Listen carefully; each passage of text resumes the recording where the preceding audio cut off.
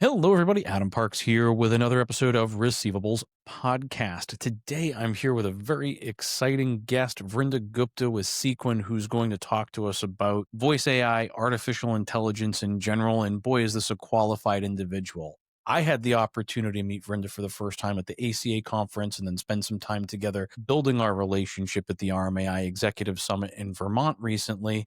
And I was really impressed with the depth of knowledge and understanding of not only the financial services side of the world, but also the use of artificial intelligence and what that's going to look like. So, Vrinda, thank you so much for coming on today and participating. I appreciate your insights.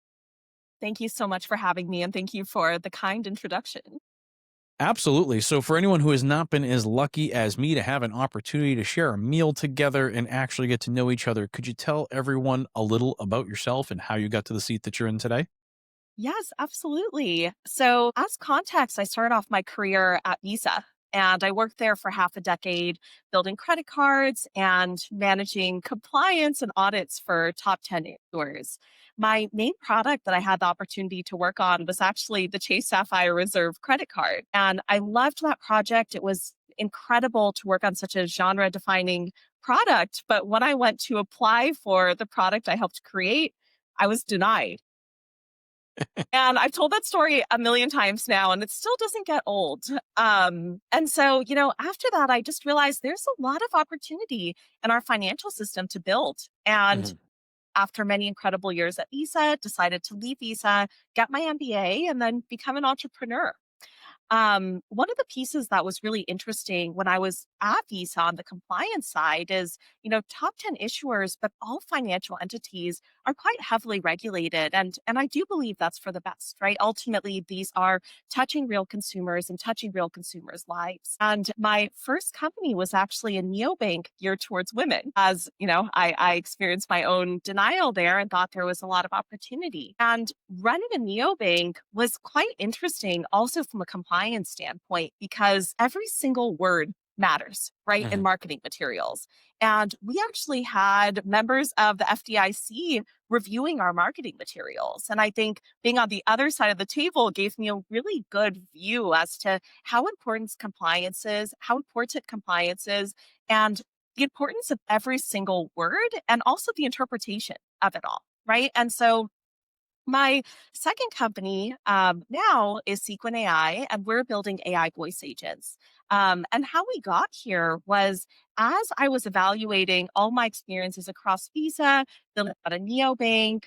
We actually had great success going through Y Combinator and raising from really high profile investors, including members of the Schwab family and executives at OpenAI. My co-founder and CTO and I have been building together for a while.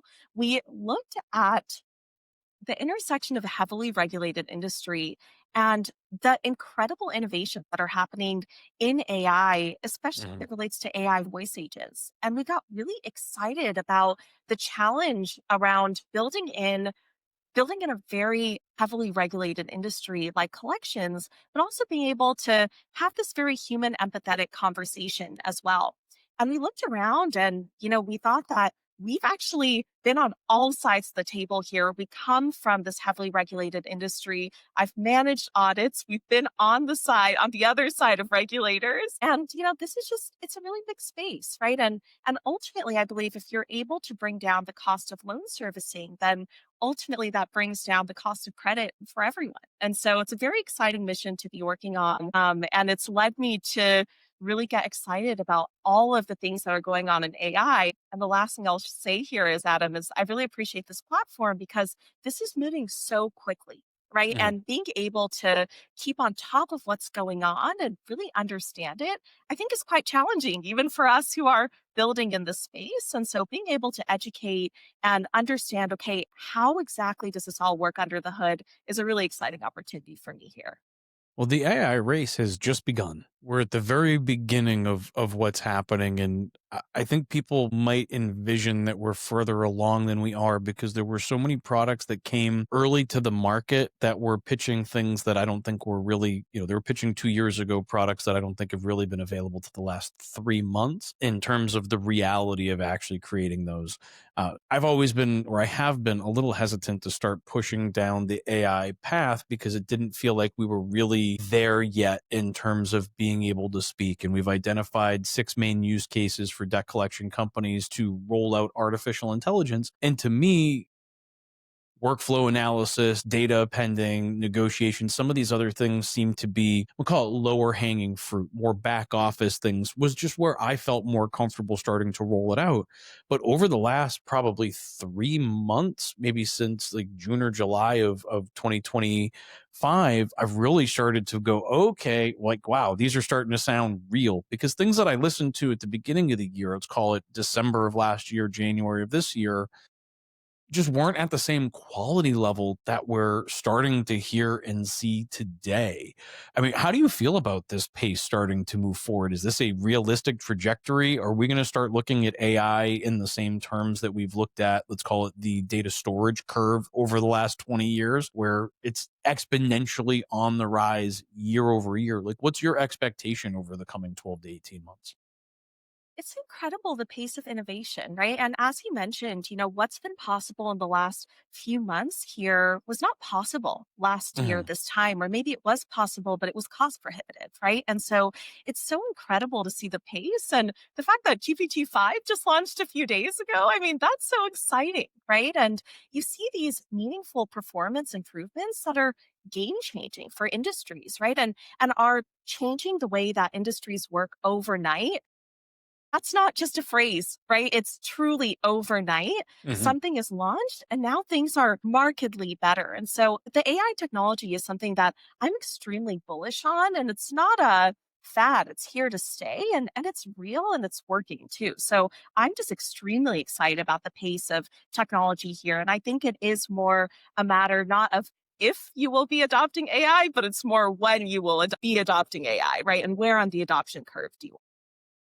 Well, I think we've only got probably 18 months before you start really getting left behind, and 18 months I think is a really generous time period. Hmm? I mean, there's even some really simple things. I know when we're sitting at dinner at the RMI Executive Summit, we were talking a little bit about debt buyers, and the number one complaint that debt buyers have on Google in terms of their Google reviews is that, people didn't respond fast enough, they didn't get a return to their voicemail, or they didn't answer the phones. And when I said to you, well, like, what we really need is just the ability to direct the consumer to the right servicer, whether it be a collection agency, a law firm, you kind of looked at me like, wow, like it can't possibly be that simple. But I do think that some of the functions that we're looking to achieve as an industry that can make a truly marked difference in being able to get those consumers to the right places and reduce the amount of friction between I found you and I paid you is really what we're looking for as an industry. Yeah, for Promise sure. you it can be that simple. Yeah, no, I remember that conversation, Adam. And I think it's it makes sense, right? All this stuff is moving so quickly. And I appreciated that conversation, right? And some of the context where, where are folks today and where are they looking to be as well? And especially in just a fast moving environment, I can understand and also appreciate a natural level of skepticism, right? Where it's Mhm. like, is this going to work? And having to completely change your business operations within 18 months, I mean, that's so quick, right? And so I think it is interesting to see where we're as an industry, but also what the potential is to move and also the requirement to move. I think those fintech customers, those that have borrowed their money online, are most likely to want to interact with a bot or anything other than a Mhm. live person. Do you think that we'll start to see a generational shift, or that let's say the other generations, the boomers, are going to start actively engaging with the technology at a faster rate than maybe they started engaging with the internet, for example?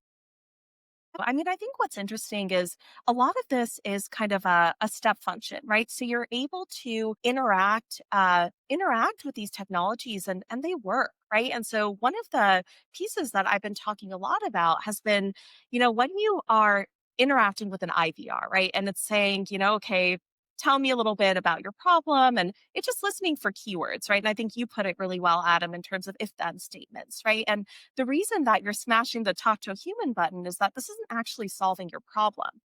And what I find really fascinating with AI technology is that this is actually, think of your most competent customer support agent. Hey, think it's your product person that actually made the technology is able to answer this question for you, right? And so the level of support that you're getting is actually higher, much higher quality than maybe your average, support staff. And the other piece too is, especially with collections conversations, those are sensitive, right? And Mhm. so sometimes chatting, with an impartial AI might actually be a bit of a safer space than, talking to another human as well. So I think there's some general trends here, but also some industry specific trends that make this especially compelling. Well, when it comes to chat and it comes to voice AI, I think one of the big concerns that the industry has had has been hallucinations. We've all played games with ChatGPT and tried to provide entirely too much context to the little tiny context window that it's capable of truly understanding. And as we were kind of preparing for the podcast, we were talking about the realities of hallucinations. Talk to our audience about what are hallucinations and what's the realistic approach to limiting them, because elimination doesn't seem to be an option. Yes. And Adam, is it helpful to maybe define some of the, I know we Yeah, said let's context hit some window definitions and here too. yes, yes. Okay, sounds good. Yeah. My mom's a teacher. And so I think I have some teacher blood in me. So I'm always like, okay, let's define and let's go.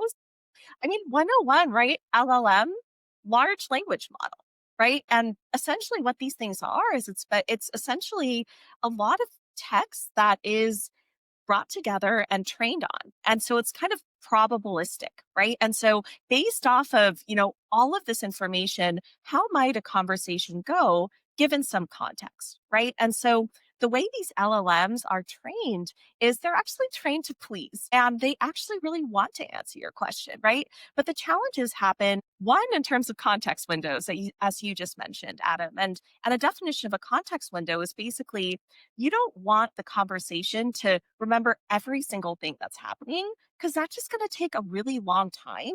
And also, it might pull from the wrong part of the conversation. So it puts you at risk, right?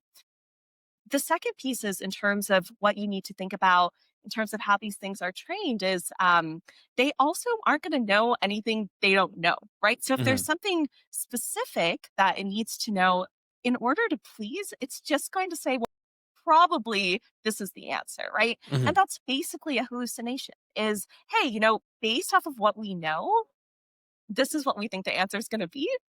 But sometimes that's just nonsense or doesn't make sense or it's pulling from a wrong part of the conversation. And so, hallucination generally is funny, right? When we're all playing on ChatGPT, but when it comes to a heavily regulated industry, just not okay, right? It's not as funny. It's not funny. It's putting you at regulatory risk and it's real, right? And I think Mhm. anyone that comes to you and says, we are eliminating hallucinations, I would, really be cautious of that because it's not possible to eliminate hallucinations. And just that these are probabilities, right? It's creating probabilistic conversations. And in any probability, there's a margin of error, right? And so that's going to happen here as well. So there's a variety of ways to be thinking about how exactly to minimize those, and we can go more into detail. Adam, is there anything on a 101 that you think we should define before going into that? So just one thing I want to go back to in the context windows, and I want to try and provide maybe an illustration to what a context window actually is. So Yeah. from my perspective, if I'm trying to write a summary of multiple reports and I load 20 reports to a chat GPT thread and I start asking it questions, it can't understand all of that context. It's really good at short sprints. It's really bad at long marathons. And so when you're communicating with these models, being able to limit that context window or at least understand that the context of the response is limited, I think is it's important for people to understand what that is. And it took me some time to understand why it kept forgetting what I wanted it to understand. And the more that I started reading about that, I think the easier it became for me to kind of see how big or how small the window was within specific models. Just something, I don't know if there's an easier way to explain that. Any other addition to that? No, I think that's great. I think you explained it well. And one of the things that GPT-5 has actually improved upon in its performance update is its ability to lengthen that context window. And so, and it can just get faster in terms of, pulling from different parts of the conversation. So I think you explained that well. I mean, that's ultimately where we're going to. But as we started planning for this, we started talking about kind of 5 critical questions for evaluating AI vendors. And the reason I thought this was such an interesting conversation, and I want to say it was I mean, it really started at RMAI, and then at ACA, I want to say I was approached by no less than 15 different vendors that were walking around with a phone and saying, like, listen to my demo. And it starts to become so much white noise to it that you have to start asking yourself, okay, how am I going to weed things out? How am I going to get a little bit more direct and understand, how can I evaluate this vendor's understanding of my real needs? Even going back to December and January, I was approached by a lot of companies from outside the United States that were going to take their AI voice and they were going to bring it to the United States. But my first 2 questions are always the same. And then I want to go into the 5 that you and I talked about. But my first 2 are always the same. Who's your attorney and who's helping to manage compliance? Like, do you have an understanding of it? Because I think when you take a group of technical folks and you drop them into the debt collection industry, they assume that the rules are clean, clear cut, and easy to understand, when in reality, it's a giant web of items from a state, a federal level, even some local jurisdictions, and what that means. And as you and I started talking, it became clear that you had an understanding of financial services compliance, which I think is a massive piece of the puzzle here in order for us to be able to safely deploy this type of technology and to have the level of it's called depth of understanding that's necessary. But then the questions start to come in. So like, once we've gotten past, like, is this, not even necessarily is this AI or not, but like, do you have an understanding of the compliance framework that's required? Then we start talking about things like, are you using generative AI for responses, or is this a conversational IVR?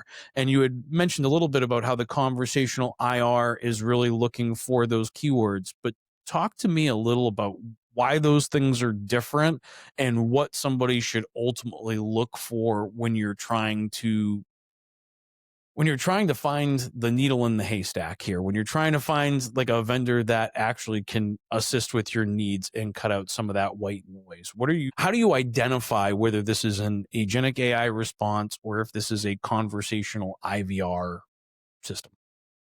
Yeah, I mean, I think these are great, Adam, right? And I think I'm still looking forward to getting into this because, it is challenging to understand what to ask, right? And, especially as you're listening to a demo is not where you're going to get, the most interesting pieces of information. And so Mhm. I think it's quite important to be able to understand not only what questions to ask, but also what to expect, right? So I Yes. I love these questions. So yeah, so I think starting off, I mean, we defined LLMs and generative AI, right? And I think question number one is, I mean, how long have you been doing this, right? Because if folks come to you and they say, I've been doing this for 2 years, that is actually a bit of a red flag because Mhm. this technology didn't exist 2 years ago. I Exactly. think, just understanding if someone says that they've been doing this 2 years ago or even beyond the past 6 months, likely what they are doing is closer to machine learning, right? Mhm. And machine learning is great, but it has some really key limitations, especially as it relates to collections use cases. So the difference between machine learning or let's say a conversational IVR, right? And Mhm. basically a conversational IVR is more of pre-created scripts Mhm. and it's not really understanding the context, right? And so if I say something, it's just going to pull from a specific script and a template and it can say that in a pretty human realistic sounding voice, but what you're not getting is actually the context and the understanding and the empathy and the ability to negotiate, right? Mhm. Because if you're just reading from a script, how are you supposed to provide that empathy outside of something generic? How are you supposed to negotiate based off of someone's specific circumstance? So that's what's really fascinating about generative AI is it's understanding the context, it's able to have empathy, and it also is understanding the outcome. that you want and can really kind of probabilistically go towards that outcome based off what someone is saying. So the main differences is they might be, if someone's using machine learning or if they are, leveraging a conversational IVR, they might still be leveraging LLMs, but their responses are not being generated Mhm. using an LLM. And again, that's really important to reach the business outcome, which is you want to have a collections outcome and you want to have a promise to pay and you want to make sure you're in compliance. So, if I distill that down, what I hear is that the agentic AI responses have context to the discussion itself, and the conversational IVRs are if and then statements. So it's a decision tree. It heard the Yes. keyword operator, so now it's going to drop me into this operator queue, or it heard Yes. this keyword payment plan, and now it's dropping me into a payment plan scripted response. And you can make that. I mean, I sound real right now, right? But I'm clearly speaking into a microphone. I think it works pretty much the same way. It can play those pre-recorded messages in a series that makes more sense, but it is still IVR driven. It's still press one for this, press two for that. Or you could say one, but that doesn't make it agentic AI, right? Just Exactly. because I said one and you now moved me down a different if and then um, process. But would you say that adaptability to the conversation is also a differentiator there? I mean, how complex do these if and then statements become, and how close to a similar type, let's call it user experience, could you come up with using that conversational IVR? Conversational IVR can be pretty complex, right? Let's say you put in a million keywords, right? But still, That sounds going useful. it's not really going to understand the context of the conversation. For Mm, example, if I say, you know what, I lost my job, but actually I think I'm going to be employed in the next 6 months. But a conversational IVR can't really take that and run with it. But generative AI can say, okay, yeah, well, in 6 months, let's put you on a payment plan. Let's do, really adapt to that situation. And that's what leads to a really good outcome. And especially with the negotiation and with collections, right? You need to be empathetic. And so really understanding that person and their circumstance when they share, I lost my job, being able to reference that specifically versus just jumping to, okay, when can you pay, right? That's not, you know, that's not going to lead to a good outcome, right? So I think just mhm. being able to have that human empathy, having the context, it's a difference. Maybe a good analog to this is it's you and I speaking right now, Adam, is you're listening to me, I'm listening to you, and we're riffing off each other. That's why this conversation is interesting. But if I only had a preset, kind of script that I could say, and you could only respond to that preset script with pre-scripted things on your end, I don't think anyone would be listening to this conversation. I No, think that's that's a a good really good analog. point. No, I really like that point in terms of how that balances. When it comes to the conversational IVRs, I think that's just the technology that we were looking at, let's call it a couple of years ago. And it's gotten, let's say, came out 5, 6 years ago, and it's gotten better and better and better. But it hit that Peter principle in terms of, I think it's become more frustrating from a consumer experience than it has become a benefit. Certain airlines were using that technology, and I just could not speak to it. Now that some of them have moved towards the agentic AI experience, now I can have, again, more context to the discussion about my need, and their ability to respond to that or to execute on a task on their side has improved pretty dramatically. But it's beyond just the conversational IVR. I think it's also that ability to execute on something on your side, to send out that payment reminder, to, Yes. right, to trigger Take the the action. signals that are happening from a voice is that communication methodology, but now it needs to feed the signals to the other aspects of your, it's called technology and communication channels. How does that, have you seen that as a usable force as you've started to deploy agentic AI within the financial services space? Think that's what's really incredible here, Adam. And you and I talked about this, I think, at dinner at RMAI, right? Where one thing that's interesting is historically this industry has been quite fragmented, right? Where Mhm. there's your dialers of the world, then there's your human servicers, then there's your payment processors. That everyone there's specific companies for voicemail drops, right? And everything is quite fragmented. And I think what is incredible and truly disruptive, right? That disruptive word has been, I think, overused, but Overused. I think this is the It's very time where Silicon Valley. it is, and we're guilty. We're sitting right in the middle of San Francisco right now, but I don't think it is overused in this case, right? Because what you're talking about And in terms of the agentic capabilities of this means that it can take actions and can complete multiple actions, right? So now when you think about voice AI technology, like ours, for example, you don't need five different services to make this work, right? We'll do the call, so you don't need a dialer. We'll actually service the call and have, that human like interaction. We will transcribe and put everything together. And we'll also facilitate the payment, right? And Mhm. it was interesting when I first kind of entered this industry, having conversations with collections experts like you and your peers, right? That was really incredible. Where they're like, oh, so we don't need the dialer. And I'm like, yeah, all of that is just all together. And I think that overall context is what makes this so compelling. And the Mhm. ability to not only have human like interactions. So you're reducing the burden on your human agents, but also the ability to take those actions is just, it's so incredible and even takes it a step beyond kind of your SaaS companies, right? Because you're having kind of the human capability and the action capability in one. I mean, generally, those conversational IVRs are just going to push to another live agent to take that next live action, being able to move those signals across your siloed technology stack and activate the whatever trigger is necessary for next action. I think is where the future starts to lie. But Yeah. then we start asking ourselves kind of our next question here, which was how do you evaluate and test AI conversations from a quality and a compliance standpoint? It's all fun and games till compliance gets involved. So really kind of a two-part question here, but we have to look at two different things. Sitting on your side of the equation as a technology provider, we have to look at how are you going to train this and how are you going to make sure that it's staying on the rails?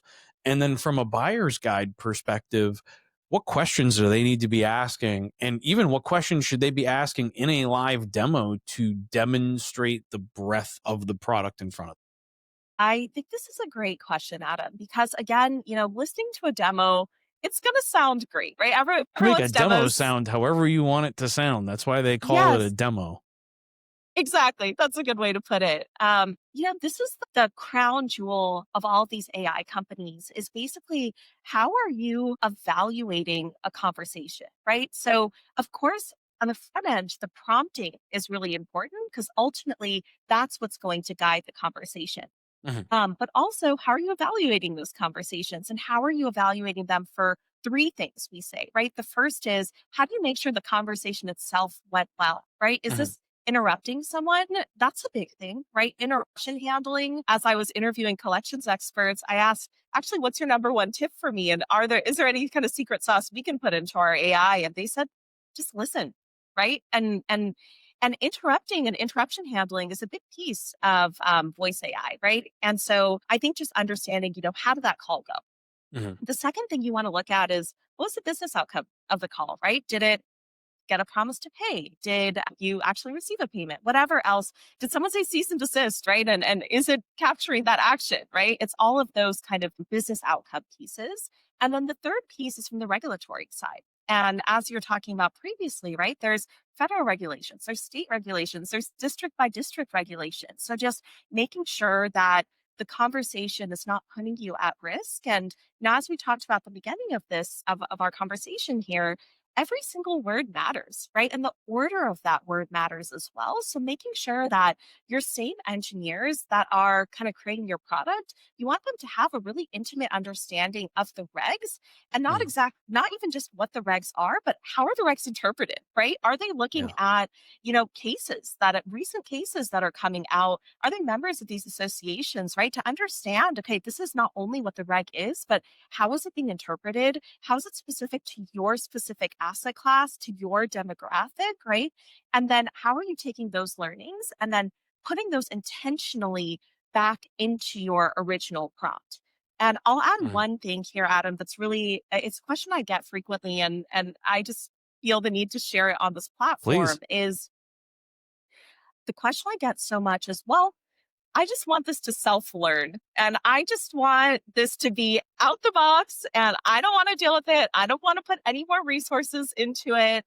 And the reality is, I shudder at that question as someone who just has a lot of experience, the compliance side of this, because these things again want to please, right? And so Mhm. you don't know what this is putting back into into your original prompts, right? And so, Mm, whichever vendor you work with, you want to make sure and feel very comfortable that they have an understanding of how this all works, what the regs are, and what each sentence needs in context in order to yeah. ensure that they can flag items for you, get your perspective for your specific use case, and then make sure that they're improving their prompts for your specific use case. So those are kind of the three high level pieces. And we can go deeper in terms of, I know we talked about Judge LLMs and Yeah, those that's actually that pieces, was my but next question, right? Was that was an interesting concept because I had heard the concept previously of, oh well, this model watches that model, and that model's going to yeah, watch this one over here, and I had never heard the term Judge LLM before, which makes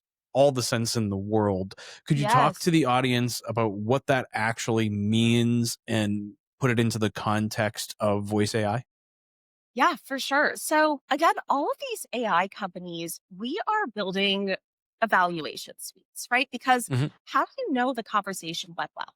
And so we're looking at before a conversation ever happens, what is your test suite, right? And how are you testing these conversations? What are questions you should be asking, right? And I think, really low hanging fruit questions are just making sure, if this says, don't call me, don't text me, right? Are you a human? Especially for outbound calls, TCPA, like how exactly is that all working, right? Making sure you are comfortable with that and your regulatory counsel is comfortable with that, right? During the conversation, what are your stop gaps, right? What are you escalating? Someone says lawyer, right? Needs to Yeah. escalate, right? Yeah. So, what are those conversation paths? But Sure. also, if the conversation is really going off the rails, Hmm. what's a kill switch, right? How can you just gracefully end that conversation, say, actually, I'm going to pass this to a manager or whatever else, right?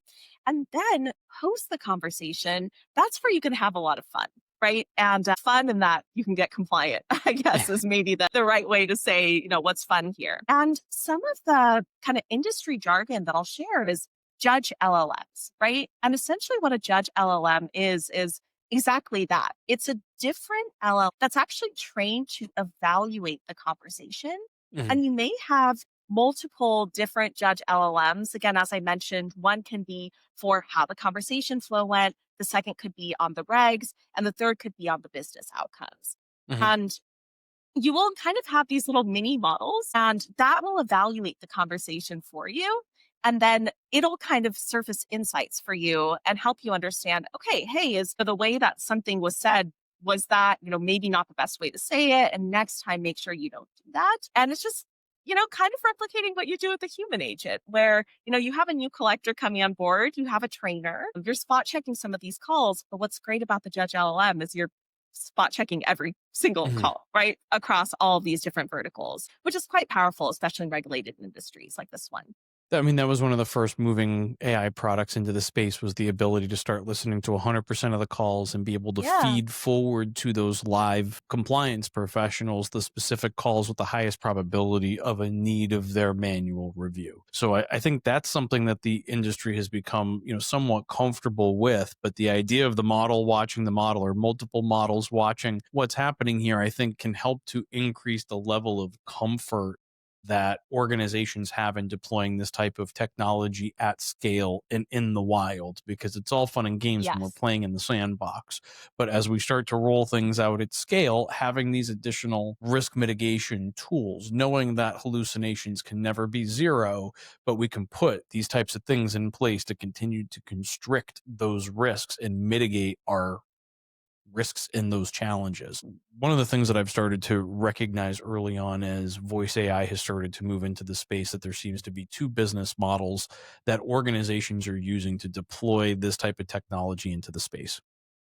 And so we have some organizations like yours that are software providers, and you're coming in, you're providing software to an agency, a bank, a debt buyer, whatever the case is, and you're rolling that new product out as a software provider. On the flip side, we've seen organizations that have either acquired agencies or have started to license themselves as an entity as a debt collection agency, and they're going to be a virtual, let's call it debt collection agency or virtual call center. I mean, those two types of models seem very, very different.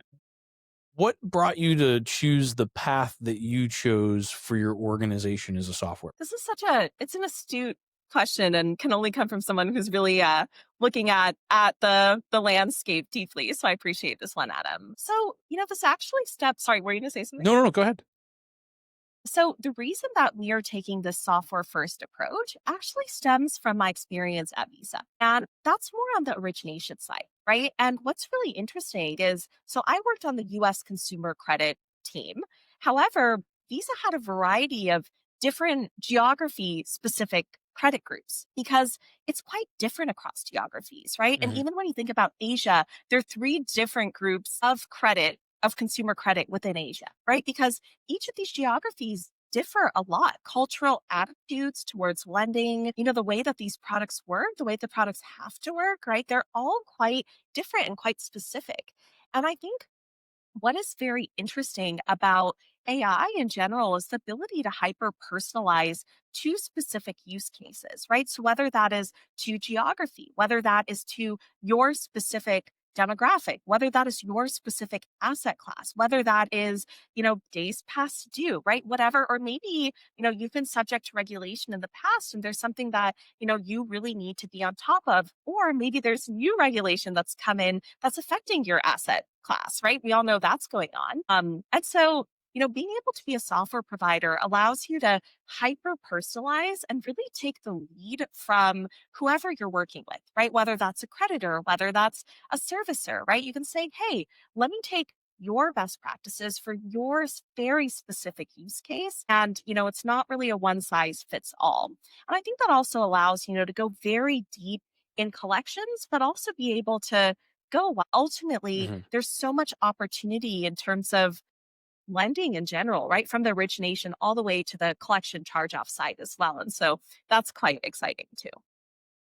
Look, I think it's interesting to see how these business models have started to evolve. I understand that somebody might want to be a collection agency in order to do their proof of concept, and whether or not that's actually lubricating the deployment of new technology versus having to ask internal IT resources for assistance. But as the systems of record have become more API driven, I feel like that should be easier and easier for the technology departments to interconnect these different systems. I question the difficulty in being able to interpret the incoming signals for next action, but I don't see it becoming any easier in doing it through an agency model versus doing it through being a technology provider. Because I would imagine that the level of integration you're able to complete as a technology provider is significantly different than if you're stuck running on the same communication and data rails as every other agency in their stack.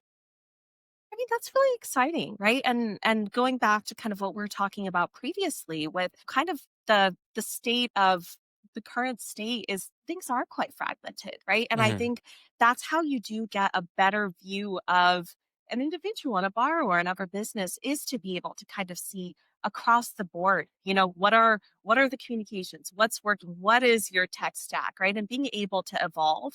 And the other piece I'll add to Adam, and this is just being AI native as well and being flexible with the technology. There's so much changing, right? As we mentioned, Hmm. GPT-5 just launched a few days ago, right? And so being able to evolve with these models is quite exciting.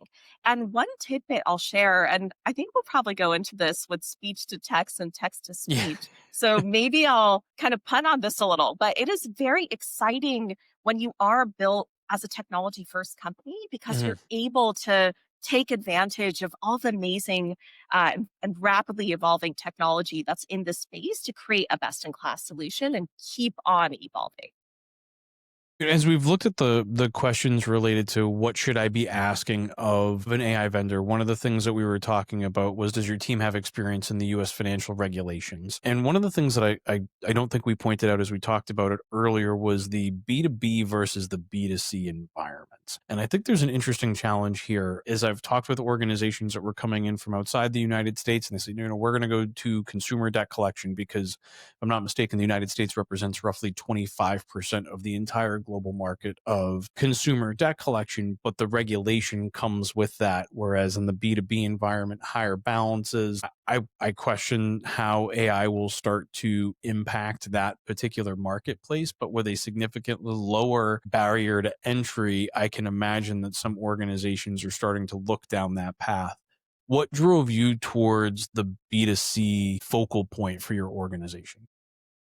Yeah, I mean, I think that's the most heavily regulated part, right? I shared my Absolutely experience is. across the space, right? And being on the visa side, running audits for top 10 banks, running my own neobank and having literal members of the FDIC looking at my marketing material, right? I Mhm. think, B2B regulations are, even in the US, are significantly lesser than direct to consumer work. And again, I think that's for the best, and I take this very seriously. And ultimately, the financial industry is the backbone of our society, right? And so, being able to uphold what is intended and just protect consumers, I think is just quite important. And so I think going from, being able to say, hey, we've done this for B2B use cases, but then saying, okay, we're just going to take that exact same engine and put that towards consumers, I think is honestly irresponsible. And again, I would question, ultimately that could really put your business at risk, but I would not take that approach just for the risks and for how nuanced this all is. I think there's entirely too much risk in trying to take a B2B tool and say, well, this is B2C now. Just like I think that there's a lot of risk in taking something and being like, well, this worked in Kenya, it'll work in the United States. That's No. not how this works. Like that, there's a differentiator there, the understanding, and the same reason that I always ask the first same two questions of a new AI vendor: who's your lawyer? Who's your compliance folks? Like, which teams are you working with to help you understand this marketplace? And when I had that conversation with you, we went way down the rabbit hole. There's others I've had that conversation with. They're like, well, what do I need a lawyer for? I'm an AI company. I'm Oh like, my whoa, gosh, whoa, whoa, whoa, whoa. scary. Hold on, hold on. Well, that's Scary, so scary. that starts to, not only is that scary in terms of their understanding of the marketplace, but now how are they going to be training those conversations? What's their understanding of data privacy from the United States perspective? Where is the data being housed and stored and all of those things? But I think the next question that you and I had talked about over dinner in terms of starting to make these determinations was, how are your AI conversations being trained? What guardrails are you putting in place to actually make these conversations compliant? Yes. Yeah, for sure. I mean, I think that's where a lot of the understanding of the space and understanding of the regs comes in, but Mhm. also I think an empathy for your clients, right? And making sure you're listening to, okay, a lot of, what we talked about yesterday, Adam, in prep for this call is, a lot of the regulations are kind of evolving around AI Yes. as well. And different companies may have different views on this, and different councils might have different views on this as well. And so making sure you're flexible, making sure you're listening. I know as a I've been on the business side. It feels very tempting to say, okay, I want to just have something that's out the box that's going to work, that I don't really need to, it's going to self learn, right? That's where this all comes from. And I get it. Everyone's busy with their own work, but I I think the would love the silver reality, bullet, but it don't right? exist. Yes. And it shouldn't exist. I think that's maybe the nuance here. Is not that this is a limitation of the technology. I think it's just quite important to understand end to end how these things are trained and how they work. And a few pieces that I share with folks as, kind of a 101 is, again, going back to that conversational IVR machine learning, right? This isn't a predefined script. So the way that you basically train an AI is you're giving it scenarios. And you're basically saying, okay, these are some common scenarios. These are how, conversation should work. When it comes to collections or something that's as heavily regulated, the order matters, right? You better not be, disclosing any information about that debt until you authenticate someone, right? So when you're asking questions, are you doing kind of the single shot prompt, or do you have a workflow or a state machine where it's actually not even exposing that personal information until this authentication step is being passed, right? So it's quite important to ask those questions and feel really comfortable with the way that these are being built, because the best way to ensure that you're not out of compliance is not even exposing the information to the Mhm. AI in the first place, right? So that's something you can do in advance, for Let's example. talk about that in a little more detail. So I'm going to Yeah. try and simplify this a little bit for the audience, and you tell me if Yes. I'm on point for this description. Okay. So Sounds good. similar to the way in which a consumer goes to a portal They have to provide 3 pieces of information, whatever the flavor is. And once I've got these 3 pieces of information, now I can log into the portal. I can see my balance. I can see the other things. You're saying it's taking the same approach, or the model would be taking the same approach in terms of data availability. And one of the great ways to restrict its ability to respond to something is to restrict its ability to even see the underlying data set until it has achieved the objective before it, meaning authentication is objective one. Once we've been authenticated, then we can talk about balances, or we can talk about original creditor, or whatever the question may be. But that's that, almost that paywall that sits in between. That's a Can't log great into the way to, account without a username and yes, password. Can't see the love it. balance. That's great. Love it. Okay. Well, I just want to make sure that I simplify it, because when we start using some of the terminology like workflows and versus state machines, I want to make sure that our audience has a clear understanding of really what we're trying to accomplish here. We're restricting the visibility of the data to that model so that it can not talk about the balance. It can't make a mistake and let the balance slip if it doesn't know the balance to begin with. Exactly. Yes. And I think the other piece too, Adam, in terms of, again, when it comes to, I'm always going to go back to compliance here, right? Is, Mhm. if there are specific responses that need to be said a certain way, even within the prompting, you can say, if this comes up, read this basically exactly the way it needs Mhm. to be said, right? And so there is kind of an art and a science in all of this that requires a deep level of understanding of what is important and what is not important to say very specific ways, right? But this is different from using any other sort of technical provider, because let's say your traditional SaaS company, they are coding, right? But it doesn't require a lot of understanding, right? It's going to be a Mhm. PM somewhere over here that kind of tells the engineers, okay, this is exactly what you need to build. And they build it, right? There's not much context. The difference in building AI companies is that the engineers need to understand the business and the regulatory context around all of this, because it's all prompt engineering. And so you're writing prompts in certain ways to ensure that it's meeting certain outcomes and certain requirements. And so your engineers and your entire team needs to understand the regulatory context. And I think that kind of comes back to, when folks are overseas and might not understand the regulatory landscape in the Mhm. US, that's where it kind of puts you a bit at risk in these conversations. And if there's nobody looking over your shoulder, the level of risk that you're creating is significantly higher. So you're Yes. kind of putting people into a weak position on day one. Now, the other thing that we've talked about, and I've definitely seen in terms of how this technology has evolved over the last, let's call it 6 to 8 months, has been the reduction in latency. As you listen to these demos, as you participated in playing with these tools in 2024, there were these big long gaps between my statement and the response that was coming back. So that latency has to come from somewhere.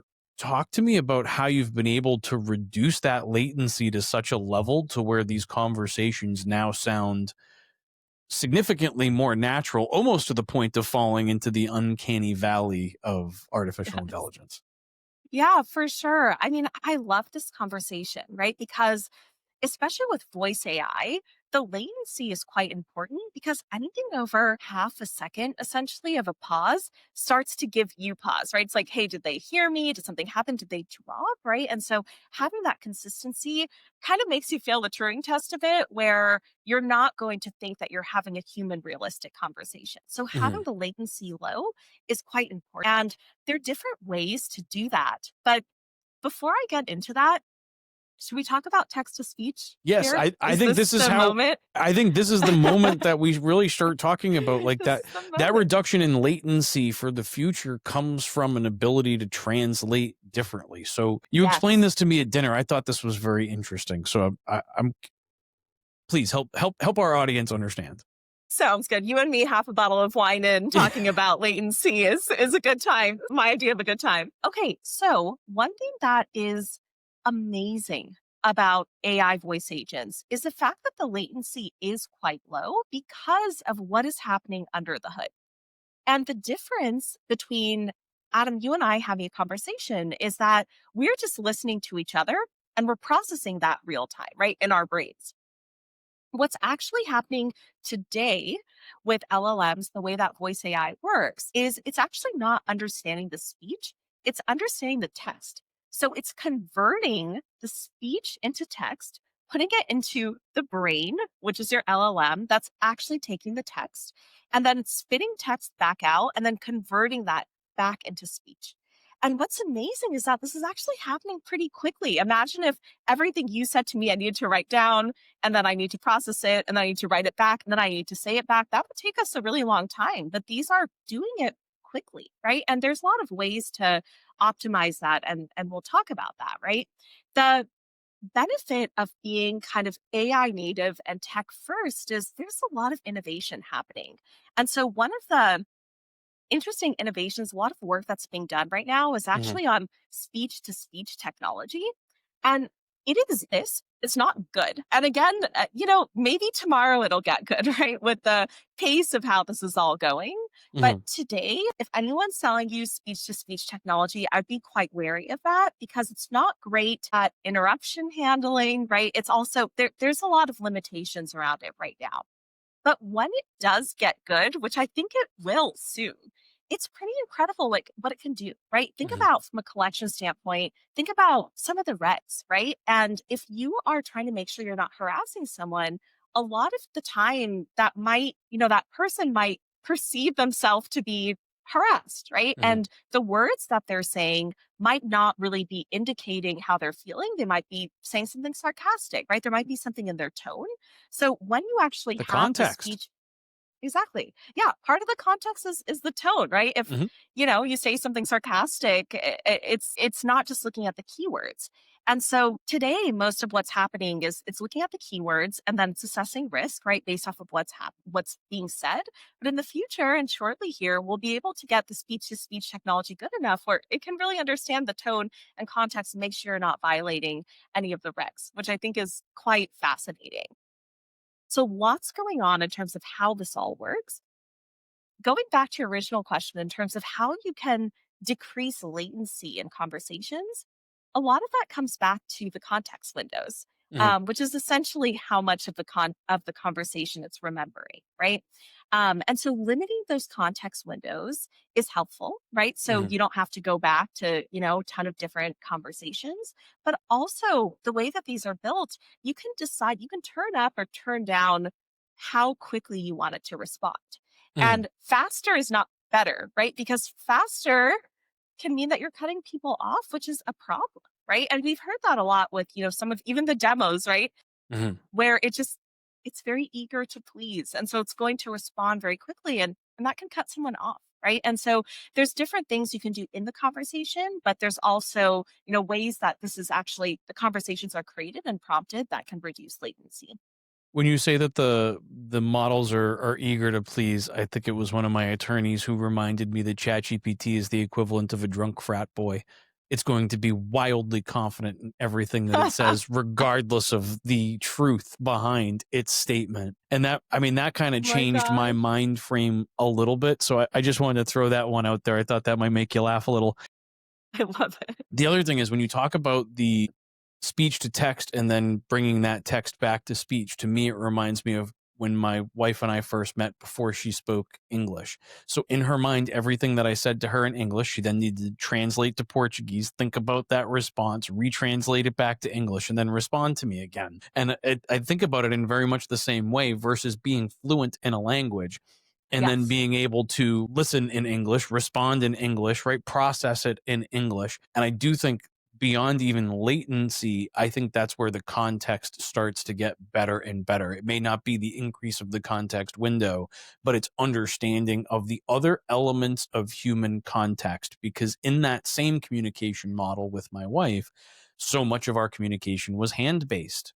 It was hand signals or motions or Hmm. pointing to, and how much of our language and communication falls outside of Yeah. just the words that are being spoken, the tone, the pace, the frequency of language, even vocabulary choice. But I think all of those things will start coming together and being able to be processed at not only a faster pace, but a more accurate rating as speech to speech type of technology continues to improve in the not too distant future. I mean, what are you thinking? Hmm. Like by 2:30, 3 o'clock today, we should start seeing some of that tech rolling out. Surprise, with GPT-5, it's already a big performance improvement, right? And Mhm. so, there's just these incremental updates that are happening so quickly. I mean, I think jokes aside, like, I don't know, by the end of the year, early next year, who knows, right? We thought, yeah, these things are happening so quickly, even with GPT-4, right? We're like, oh, okay, maybe that'll be launched. And then it happens so quickly. It's incredible.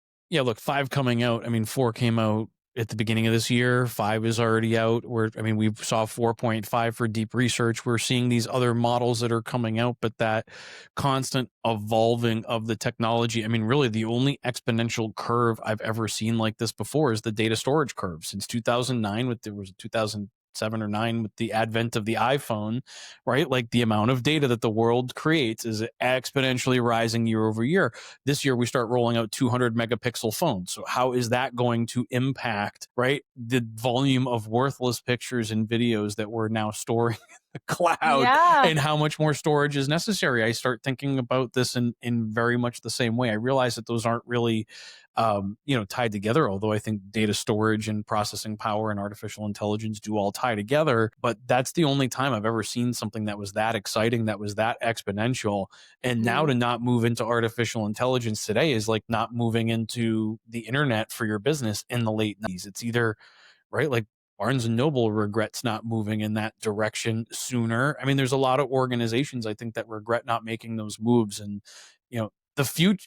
So as I like to say, the future is now, but looking into your crystal ball and looking into the future, what do you think happens over the next 12 months? I mean, 12 months ago, I don't know if I could have predicted, the place that we're at, right? And I think I love what you're talking about with Barnes and Nobles, right? Because I think it's a really great analog to the moment we're in as an industry right now, where, it's not some of those companies, it's not even that they were like, we need to do this. It's just a matter of when. Many of them are outright dismissive of the technology, right? And saying, hey, what we don't need Blockbuster. to be on we don't need to be on the internet, right? And I think we have a graveyard of companies that felt that way, right? They're like, well, we're gonna win by actually not doing that. And I think the reality is we don't want anyone listening to this to be in that graveyard of companies, right? And so I think it's quite important to really understand and dig in and ask the right questions.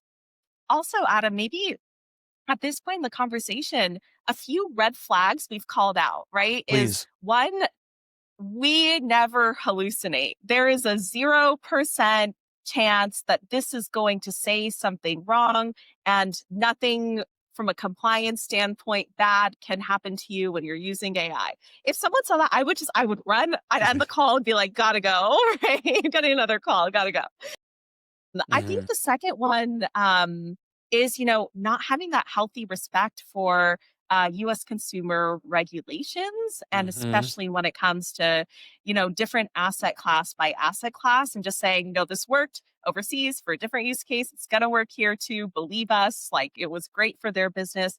I would just be I would be very cautious of, anyone that's just saying, yes, this is going to solve all your problems, right? You want someone with that healthy sense of skepticism to understand where the Mhm. technology is and what its limitations are. And I think the third piece is just having a respect for your specific business as well, understanding that the technology needs to adapt to your business. So anyone that's saying this is ready to go out the box and is not going to require anything from you, I would be pretty skeptical of that as well, Mhm. because you do need to and want to be involved, right? And making some of the decisions of how exactly are we getting the insights from this and training it back in.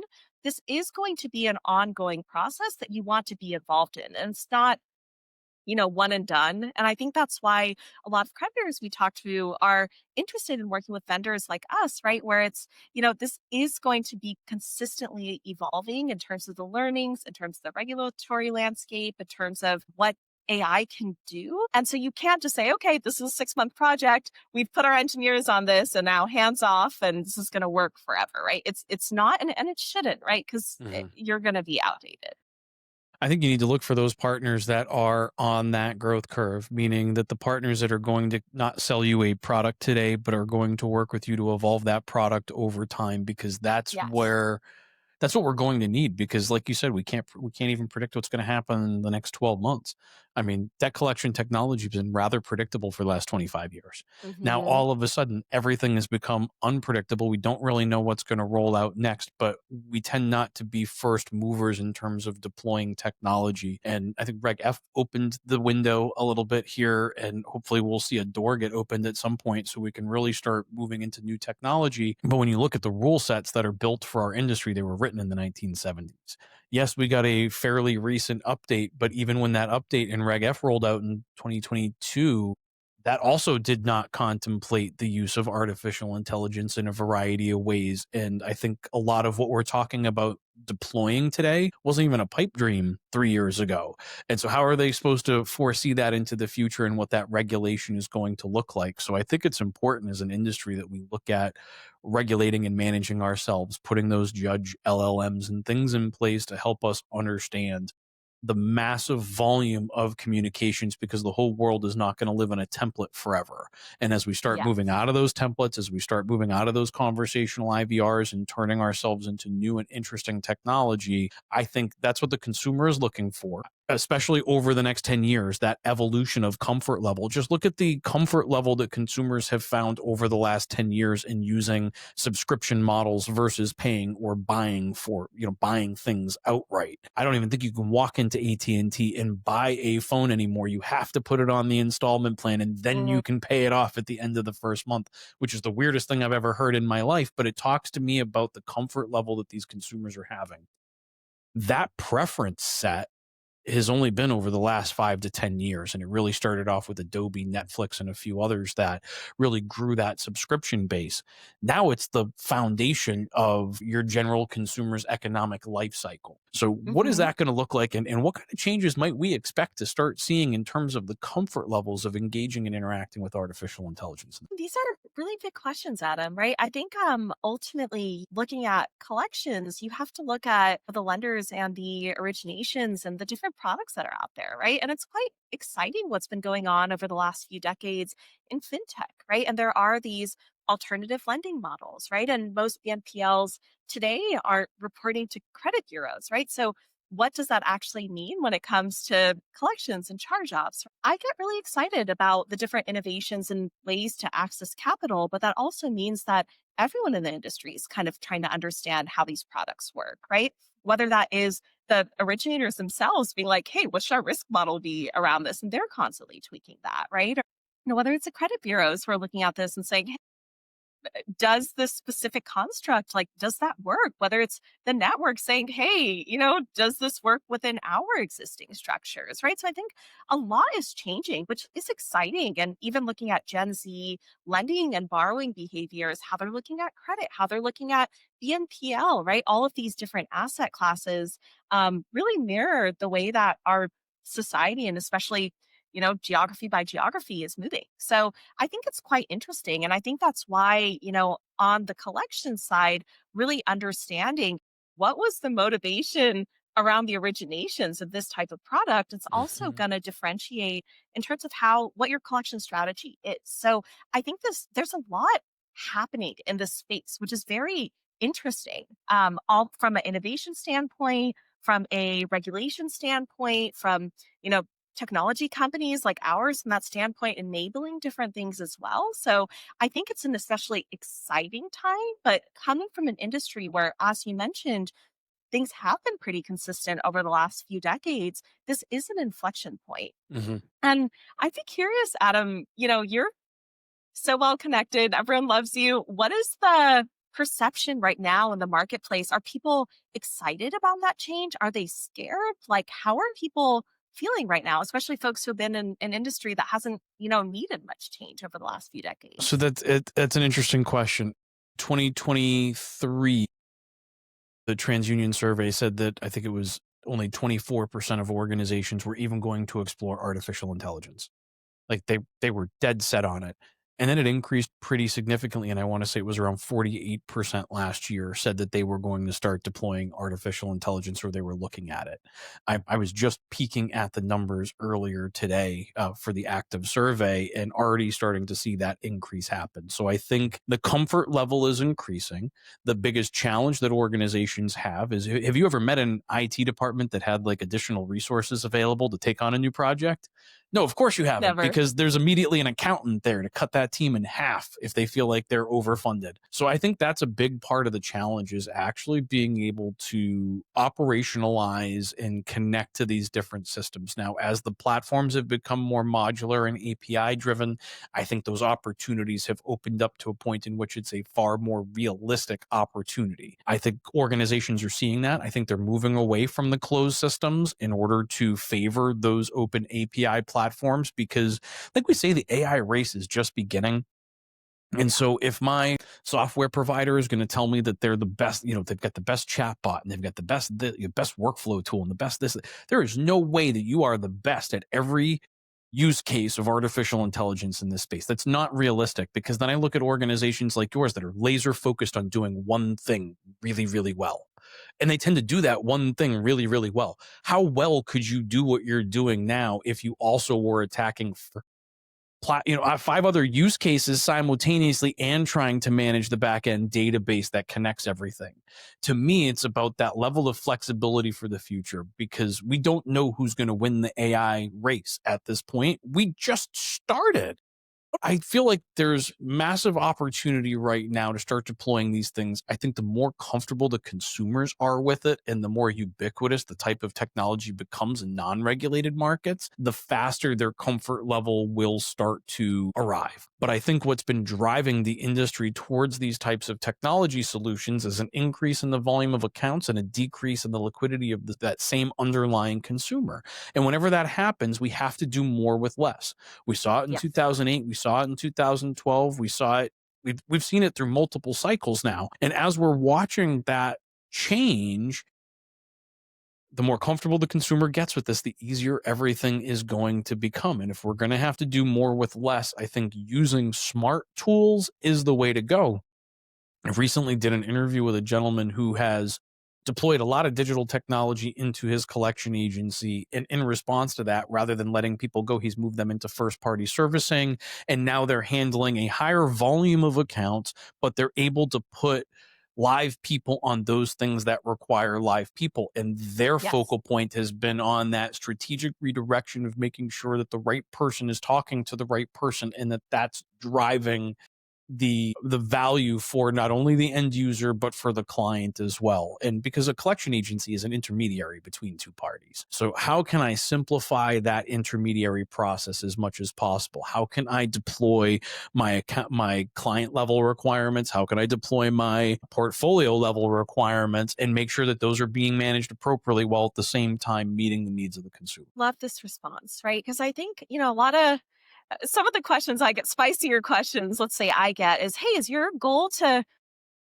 eliminate all humans from this process, right? And actually, it's maybe that's in the spirit of questions to ask, your potential vendors that you're evaluating.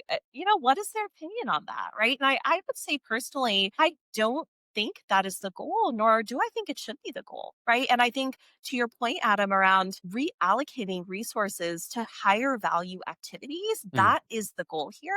And I also think there are going to be situations where you really do need a human on the line, right? If someone's really upset and they're threatening to report you to the CFPB or get their lawyer involved or whatever else, right? It's like, hey, someone should be there to answer that question. There's no way that an AI is going to ever be able to get 100% of the cases answered, because it's constantly evolving, right? mm. And so, even if you are able to handle all of those one day, the next day something might change, whether that's in your product and your procedures, or whether that's more in terms of a macro environment, trend, right? Just are going to be changes as well. And so I think, humans are always going to be involved, and, humans are the backbone of this business, right? It's just more, how are you being intentional with your resources, and how are you putting those humans towards, the highest value actions Mhm. versus others that an AI actually, at the end of the day, like if you are, making collections calls all day, like that is a very hard job. Like it's really hard. And I feel like I'm a pretty nice, patient person, but I don't know. At the end of the day, I might not be my best self in that situation. And so there might be just cases where an AI is able to extend the empathy and not really internalize as much. And that's just human, right? Versus an AI. I think it also allows the collection agency to put their best foot forward from a staffing perspective. From my Mm, understanding, as the individual that I was interviewing kind of moved resources over to first party servicing, a lot of those resources worked hard to try and go back to the third party collections because of the commissions available and like the mm. variable compensation that's available in that realm that might not be available on the servicing side.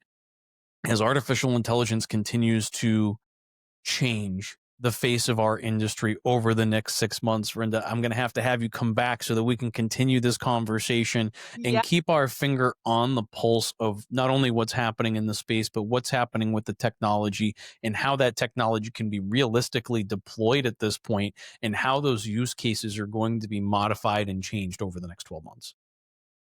So excited to have this conversation again in 6 months. Because if we had this conversation even a few days ago, GPT-5 wouldn't have come out, right? So it's just so exciting the pace of all this stuff. And I do want to, empathize with folks who are trying to evaluate these technologies where it is new, right? And I think maybe, a piece to hammer home here is the answer is not to be afraid and to avoid, right? That is, Mhm, one way. And that's what we're talking about, the graveyard here, right? And mhm, what we want is just to be curious and to understand. And I mhm, think to take conversations with companies like ours who are building in the space and ask the hard questions, right? And part of how you're evaluating is their ability to explain and tell you, okay, this is actually what to be afraid of, is what isn't.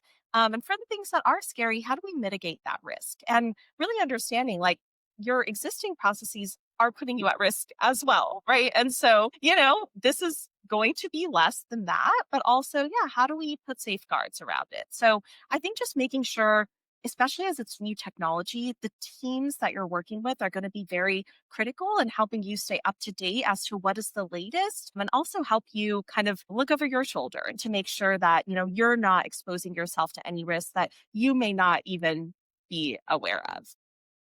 I think you've provided a lot of great insights in this discussion. For those of you that are watching, if you have additional questions you'd like to ask Verinda or myself, you can leave those in the comments on LinkedIn and YouTube, and we'll be responding to those. Or if you have additional topics you'd like to see us dig into, you can leave those in the comments below as well. And I'm pretty sure I'm going to be able to get her back at least one more time to help me continue to create great content for a great industry. But Verinda, I really do appreciate all of the insights that you've shared today. This has been a lot of fun, and even planning. I feel like we laughed and giggled through most of the planning call because there's just so much content for us to cover here in so many great different areas that I think we can further inform the debt collection industry. Thanks so much for this platform, Adam. This has been a blast. I really appreciate it. Absolutely. I really do appreciate you joining me today. And thank you, everybody, for watching. We really appreciate your time and attention. We'll see you all again soon. Bye, everyone.